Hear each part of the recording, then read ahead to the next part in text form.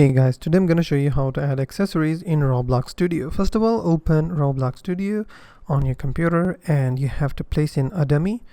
To place in a dummy, what you have to do is search for dummy on this side. I will type dummy, hit enter. Now you will be able to see a lot of dummies. For example, you can select any. If I select this one, as you can see, there is my dummy here. Now what you have to do to add an accessory, you have to paste a command on this bottom section, run a command. Now what you have to do is type in the same command. You can copy this command or you can take a screenshot and copy paste this command from my video and then go to the catalog page of Roblox and select any accessory you want. For example, if you want an accessory of the hair, for example, brown scene here, I will select that. And what I will do, I will just copy the code from here on the URL section. As you can see, it's after catalog slash. I will copy that.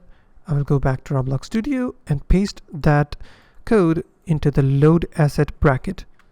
Once I pasted the code, if I hit enter, you'll be able to see there is a new section unlocked called model. If I drop down it, you will be able to see messy brown hair. Now what you have to do before we add this model into our dummy, you have to drop it down and click on handle, and you have to make sure this locked box is unchecked. So if the lock box is checked, you have to uncheck this box. Now after you have unchecked this box, what you have to do is drag this accessory, which is messy hair brown. I will press and hold with my mouse and drop it to the dummy section.